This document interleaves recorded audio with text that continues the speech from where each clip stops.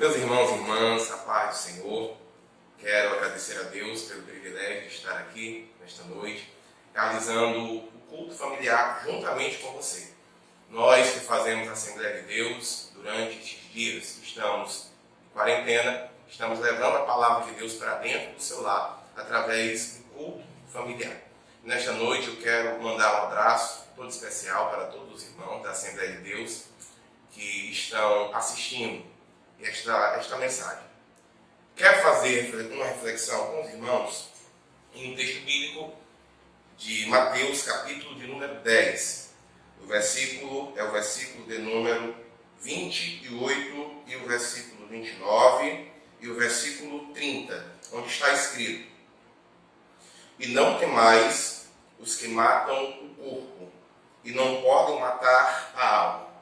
Temei antes aquele que pode fazer perecer no inferno a alma e o corpo. Não se vendem 2 passarinhos por um cento, e nenhum deles cairá em terra sem a vontade do vosso Pai. E até mesmo os cabelos da vossa cabeça estão todos contados. Louvado seja o nome do Senhor. Queridos irmãos, aqui no Evangelho de Jesus Cristo, segundo escreveu Mateus, no capítulo de número 10, Jesus começa a chamar os seus discípulos e dar a eles uma missão. Jesus chama os 12 apóstolos e atribui a eles uma missão. A missão que Jesus atribui aos seus apóstolos está no capítulo 10, no versículo 1. Ele diz assim: E chamando os 12 discípulos, deu-lhes poder sobre espíritos imundos para os expulsarem e para curarem toda a enfermidade e todo o mal. Ainda em continuidade, a missão que Jesus atribuiu aos seus discípulos, ele continua lá no capítulo 10 e o versículo 7. Ele diz: E indo, pregai, dizendo: É chegado o reino dos céus.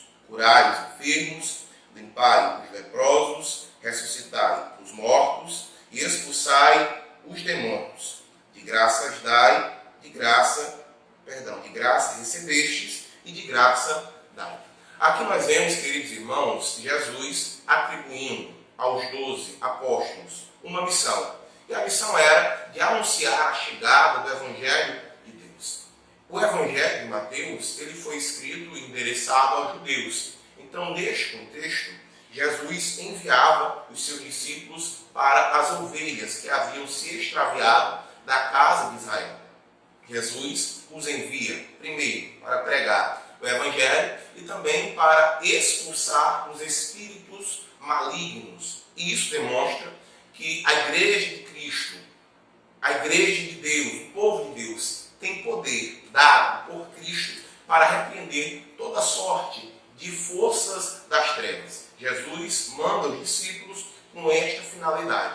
Além disso, além de anunciar o Evangelho, além de também dar a eles autoridade para expulsar espíritos malignos, Jesus também dá autoridade aos seus discípulos para curar toda sorte de enfermidade, através da imposição de mãos. E nós vemos aqui, quando os discípulos saem nessa missão, ou melhor, antes dos discípulos saírem, Jesus faz a eles outras advertências. Se nós olharmos no versículo 9, no capítulo 10, Jesus vai dizer aos discípulos: Olha, não possuais ouro, nem prata, nem cobre nos cintos, nem alforjes para o caminho, nem 2 túnicas, nem alparcas, nem bordão, porque digno é o operário do seu alimento. Jesus estava querendo falar aos discípulos que quando eles estivessem fazendo a obra que Jesus havia designado que eles fizessem,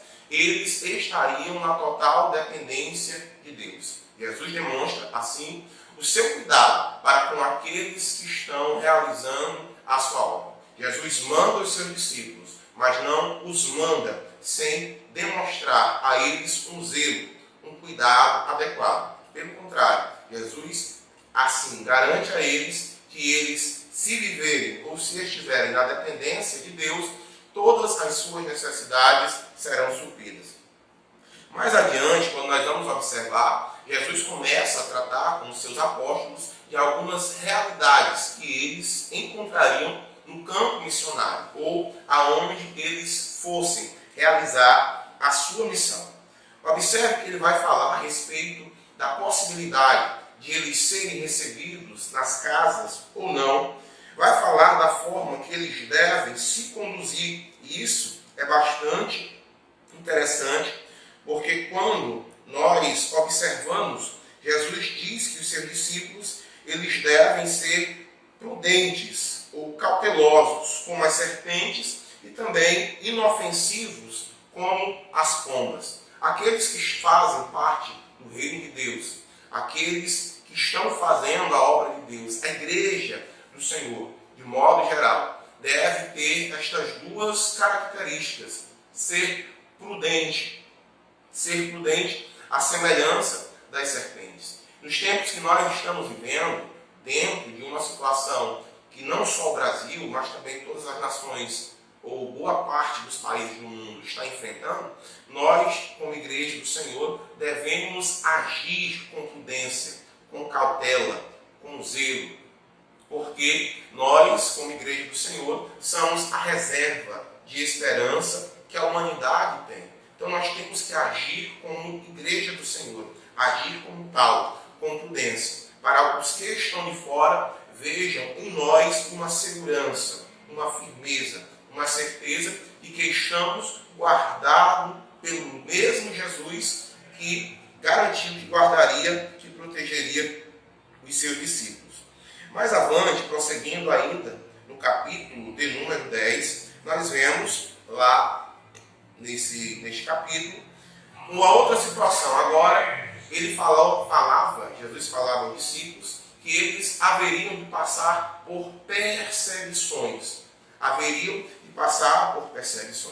Muitos que ouviriam a palavra iriam ficar contrariados, indignados com aquela mensagem de que Jesus era o Messias. Então, eles iriam lhes perseguir os discípulos.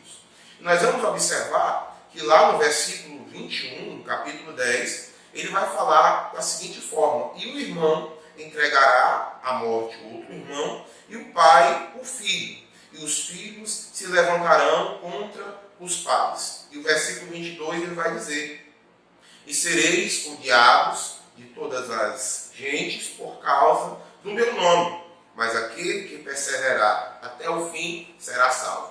Jesus transmite uma nova mensagem para os seus discípulos, qual? Que eles serão perseguidos, e muitos daqueles que estariam próximos, estariam perto dos discípulos, seriam uns daqueles que iriam se levantar contra eles devido à mensagem que eles, os discípulos, estavam pregando.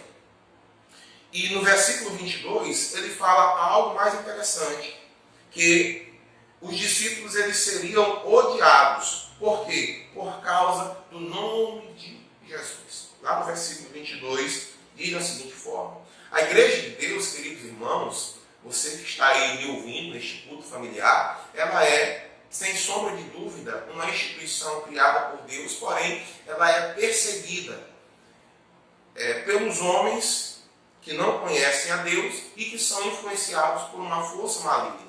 Qual a intuição, qual o desejo, o intento do inimigo de nossas almas? É calar a igreja, é parar a igreja, é barrar a obra do Senhor.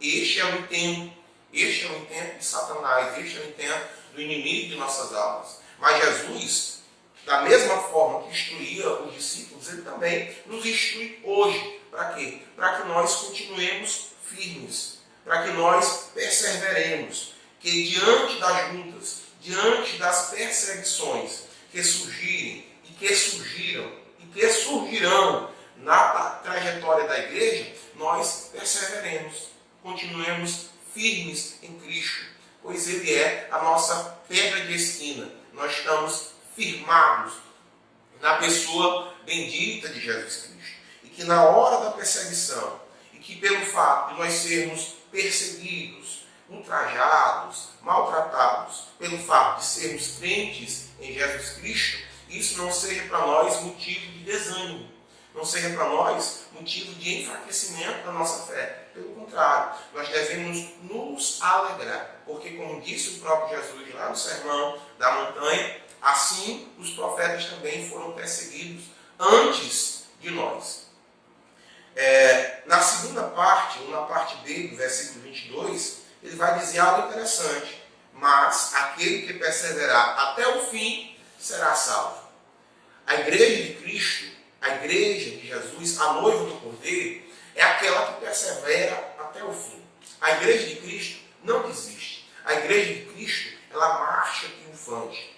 Mesmo dentro da dificuldade, a igreja de Cristo permanece firme, fiel, inabalável, convicta de que tem um Jesus no céu que vela, que guarda, que protege, que zela pela igreja do Senhor. Porque nós somos um povo santo, remido e lavado pelo sangue de Jesus. E Jesus operou a obra de salvação em nossas vidas para nós termos o direito de vida eterna, podermos morar eternamente no céu com o nosso Senhor e Salvador Jesus Cristo.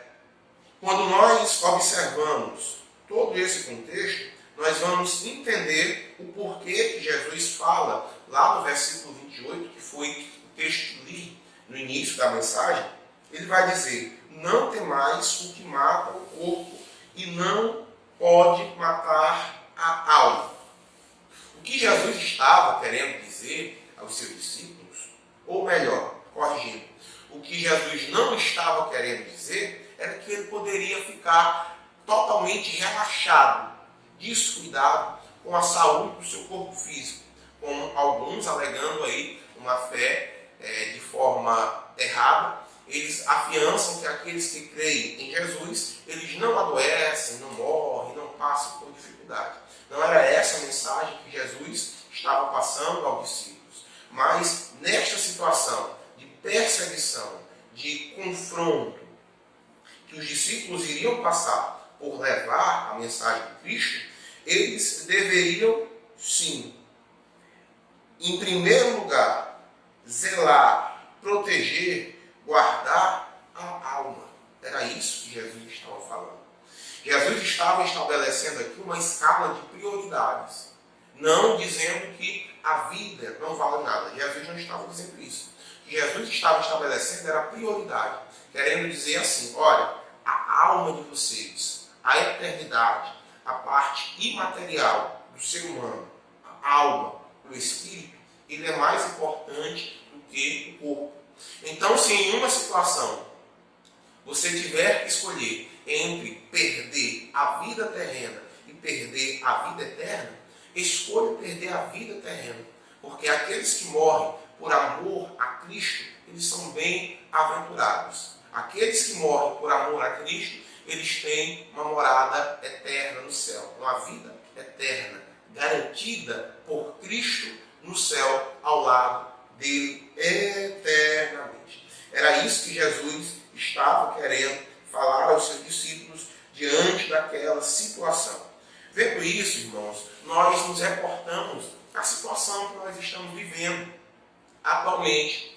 Acredito que é do conhecimento de todos a pandemia que é conhecida por Covid-19, que tem se alastrado por diversos países do mundo e tem deixado muitas pessoas aflitas. Muitas pessoas estão atônitas, perturbadas, sem conseguir dormir, sem conseguir se alimentar direito, como consequência do medo, do pânico, do caos causado pela notícia. As notícias negativas que são lançadas aí na mídia aberta. E nós, como igreja do Senhor, povo de Deus, povo remido, lavado pelo sangue de Cristo, nós temos que observar algo interessante. Não é que nós devemos nos descuidar, acima, quebrar as regras impostas, ou melhor, colocadas pelo Ministério da Saúde, os decretos de esfera municipal, de esfera estadual. Não é isso. Nós não devemos fazer isso. Pelo contrário, nós devemos obedecer. porque são autoridades e nós devemos a elas obediência. No entanto, nós devemos ter a certeza de que o nosso Jesus cuida de nós. E que se for o caso de nós deixarmos de existir aqui nesse plano, nós passaremos a existir em um plano muito melhor, superior, que é a eternidade ao lado de Cristo. Nós não devemos estar atônitos, perturbados, ansiosos, frustrados por esta situação que está acontecendo nos dias de hoje. Pelo contrário, nós devemos nestes dias buscar nos achegar a Deus, nos aproximarmos de Jesus, para fazermos a vontade dele. Isso é o que nós devemos fazer.